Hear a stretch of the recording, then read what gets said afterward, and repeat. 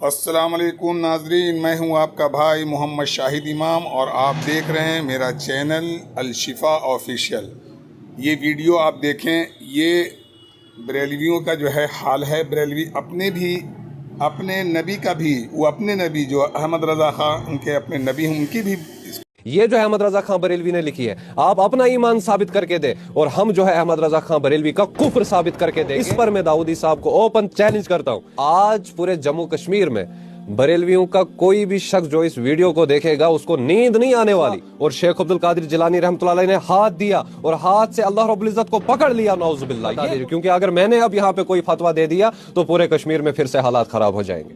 میرے دماغ میں بھی کبھی کبھی یہ خیال آتا ہے کہ ہم بھی توحید کو مانتے ہیں اور ہماری توحید تو الحمدللہ قرآن سے اور احادیث سے ثابت ہے، لیکن بریلوی کس توحید کو مانتے ہیں؟ آپ کے ذہن میں بھی یہ سوال کبھی نہ کبھی آیا ہوگا، اور اگر ہم نے اس چیز کو سمجھ لیا کہ بریلوی کس توحید کو مانتے ہیں تو ہمیں پوری بریلویت سمجھ آ جائے گی، ان کا مقصد، ان کا مشن کیا ہے، احمد رضا خان بریلوی کا مشن کیا تھا۔ اگر ہم نے یہ چند چیزیں، دو تین چیزیں جو میں آپ کے سامنے لایا ہوں، آج پورے جموں کشمیر میں بریلویوں کا کوئی بھی شخص جو اس ویڈیو کو دیکھے گا اس کو نیند نہیں آنے والی، ان کی نیندیں اڑ جائیں گی۔ آج ان کے ایوانوں میں پھر سے آج زلزلے آئیں گے اور ان کے عقیدے آج پھر سے لال چوک پر لٹکیں گے۔ اگر یہ چیزیں انہوں نے دیکھ لی اور اگر آپ نے بھی ان چیزوں کو سمجھ لیا کہ بریلویوں کی توحید کیا ہے، تو آپ جان جائیں گے کہ ان کا مشن کیا ہے اور یہ بدترین فرقہ کیوں ہے، جیسے میں کہتا ہوں، ٹھیک ہے؟ جیسے کہ ہماری توحید ہے، ہم اکیلے اللہ کی عبادت کرتے ہیں، اکیلے اللہ سے مانگتے ہیں، کسی کو بیچ میں نہیں رکھتے۔ ویسے ہی ان کی بھی ایک توحید ہے جو کہ آج میں آپ کے سامنے لانے والا ہوں، اس لیے یہ ویڈیو بہت امپورٹنٹ ہونے والی ہے۔ خود بھی دیکھیں، اینڈ تک دیکھیں اور اپنے دوستوں کے ساتھ بھی شیئر کریں، اپنے چاہنے والوں کے ساتھ بھی اس ویڈیو کو شیئر کریں۔ تو سب سے پہلے ہم آتے ہیں ان کی کتاب ہدایت کے بخشش جلد 2 صفحہ 104 میں احمد رضا خان بریلوی لکھتے ہیں، خدا کہتے ہوئے نہیں بنتی، یہ اب حضور پاک صلی اللہ علیہ وسلم کے لیے کہہ رہے ہیں، خدا کہتے ہوئے نہیں بنتی، جدا کہتے ہوئے نہیں بنتی، خدا پر تم کو چھوڑا ہے وہی جانے کہ تم کیا ہو۔ یہاں پر انہوں نے اللہ اور نبی کو ایک ہی سمجھا ہے، صلی اللہ علیہ وسلم کو۔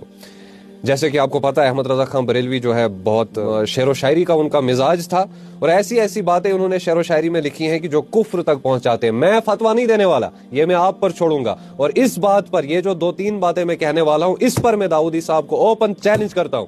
حامی صاحب ہو، داؤدی صاحب ہو، چاہے فیاض رضوی ہو، ان سب کو میں ان باتوں پر چیلنج کرتا ہوں کہ میرے سامنے بیٹھے، چاہے کشمیر میں بیٹھے یا یہاں پر بیٹھے، میرے سامنے بیٹھے اور داؤدی صاحب یا حامی صاحب آپ اپنا ایمان ثابت کر کے دے ان باتوں سے۔ یہ جو احمد رضا خان بریلوی نے لکھی ہے، آپ اپنا ایمان ثابت کر کے دے اور ہم جو ہے احمد رضا خان بریلوی کا کفر ثابت کر کے دیں گے۔ آپ ڈیبیٹ کریں ہمارے ساتھ، سامنے بیٹھیے، جن کا میں نے نام لیا ہے ان کے لیے یہ چیلنج ہے، صرف باقی کسی کے لیے نہیں۔ تو یہاں پر انہوں نے کہا ہے خدا کہتے ہوئے نہیں بنتی، ٹھیک، مان سکتے ہیں ہم اس بات کو، ٹھیک ہے۔ جدا کہتے ہوئے نہیں بنتی، انہوں نے اللہ اور نبی صلی اللہ علیہ وسلم کو ایک جیسا سمجھا، جدا کہتے ہوئے بھی نہیں، مطلب خدا سے جدا بھی نہیں، یہ حضور پاک صلی اللہ علیہ وسلم کو کہتے ہیں اور پھر انہوں نے اللہ پر چھوڑا۔ اب دیکھیے ہدایت کے بخشش پہلا حصہ صفحہ 114 میں لکھتے ہیں، یہ جب حضور پاک صلی اللہ علیہ وسلم معراج پہ گئے تھے، وہی اول، وہی آخر، وہی باطن، وہی ظاہر، اسی کے جلوے، اسی سے ملنے، اسی کی طرف گئے ہیں۔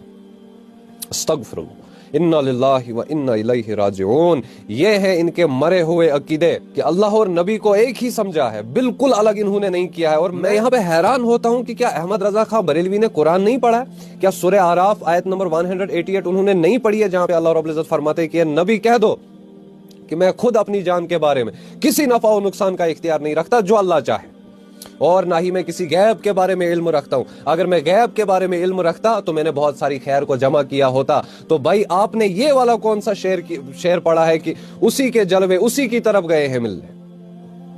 آپ نے تو یہاں پہ اللہ اور نبی کو ایک جیسا سمجھا ہے، آپ نے تو پورے اختیار اللہ رب العزت کے یہاں پہ نبی صلی اللہ علیہ وسلم کو دے دیے۔ آپ یہیں پر اگر آپ رکتے تو ہم کچھ نہیں بولتے تو ہم بالکل ضرور بولتے ہیں ہم اس بات پر، لیکن آگے دیکھیے آپ اسی ہدایت کے بخشش جلد 2 میں صفحہ 9 میں یہ لکھتے ہیں، یہاں پر تو بہت بڑی گستاخی ہے، احد سے احمد اور احمد سے تجھ کو کن، احد سے احمد اور احمد سے تجھ کو کن، اور سب کن حاصل ہے یا غوث۔ शेख अब्दुल कादिर जिलानी रहमतुल्लाह अलैह का नाम आ गया कि जो अल्लाह के इख्तियार हैं, अल्लाह से जो है हुजूर पाक सल्लल्लाहु अलैहि वसल्लम को इख्तियार मिले और हुजूर पाक सल्लल्लाहु अलैहि वसल्लम से सीधे शेख अब्दुल कादिर जिलानी रहमतुल्लाह अलैह को सारे इख्तियार मिल गए। अबू बकर साइड पर छोड़ दिया इन्होंने, हजरत उमर साइड पर छोड़ दिया, उस्मान को साइड पर छोड़ दिया, हजरत अली को साइड पर छोड़ दिया, शेख अब्दुल कादिर जिलानी रहमतुल्लाह अलैह पर आ गए। ये कैसे अकीदे हैं, ये कैसे अकीदे हैं? और फिर आप हमें गुस्ताख रसूल कहते हैं, फिर हमको आप गुस्ताख, नहीं, ऐसा नहीं चलेगा। अब खुद देखिए कि शेर व शायरी में कितना गुलू हो गए हैं कि यहाँ पे इनको किसी चीज का ध्यान नहीं रहा है। यहाँ पर इन्होंने नबी सल्लल्लाहु अलैहि वसल्लम और अल्लाह रब्बुल इज्जत को बराबर सेम पूरे दर्जे के बराबर इख्तियारात दिए हैं।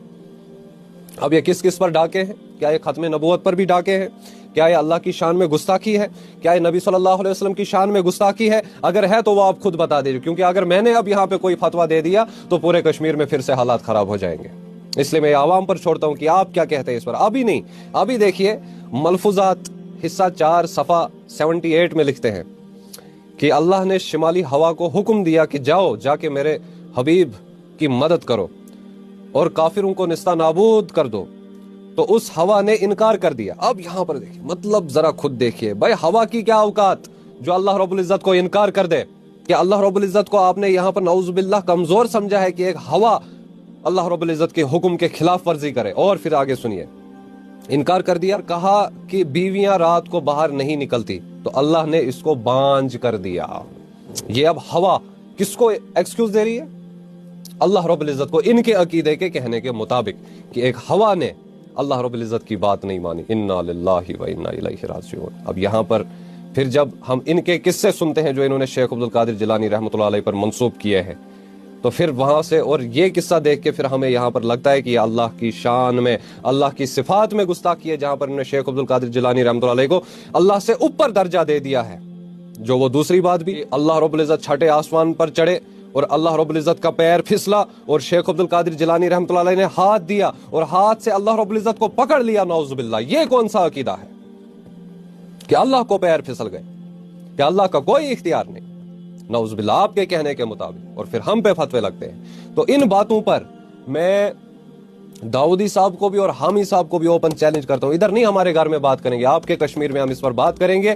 आप साबित करके दें इन बातों से अपना ईमान, और हम साबित करके देंगे अहमद रजा खां बरेलवी का कुफ्र इस पे। So no more excuse, no more lies, now it's time to face the truth. नाजरीन, आपने इस वीडियो का मुलाहिजा फरमाया। इस वीडियो में जो शख्स कह रहे हैं बात को, इनके मुताबिक बरेलवी अपने नबी आला हज़रत की जो बात है उसको भी नहीं मानते और ना उनकी किताबों को पढ़ते, ना उनको फतवा को बात पढ़ते। जो इनके जाली पीर कह देते हैं वह उसी को मान लेते हैं।